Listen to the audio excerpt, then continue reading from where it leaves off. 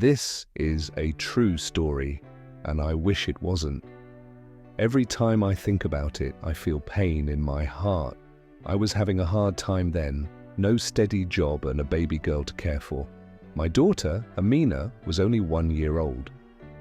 She was my everything, but life was tough. One afternoon, I got a call for a small job that would pay just enough to buy food. I had no one to watch Amina. Her father had left long ago. My neighbor, Uncle Dan, lived right next door. He always greeted me with a smile and gave Amina sweets whenever he saw her. I thought he was kind and harmless, so I asked him, "Please, can you watch her for a few hours? I'll be back soon." He smiled and said, "Of course." No problem. I kissed my baby on the forehead, told her to behave, and left, feeling relieved.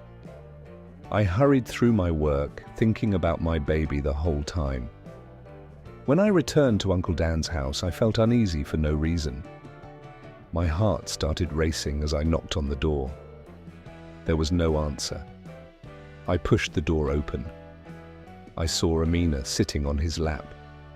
His pants were down, and his hand was on her head, forcing her mouth toward his private part.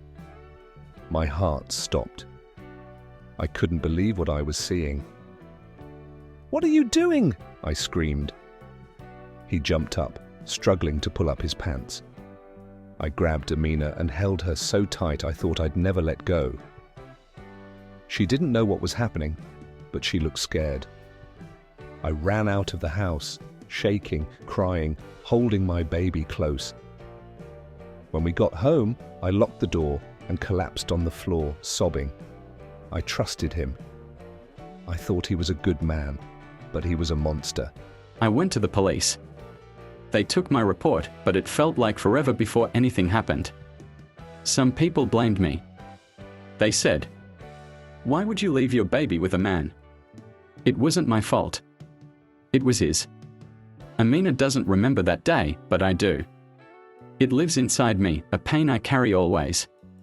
Now, I never trust anyone with my child, no matter how kind they seem. I share this story because I want other mothers to be careful. Evil hides behind friendly faces. Protect your children, never trust too easily. This happened to me, but it doesn't have to happen to someone else. Stay alert. Stay safe.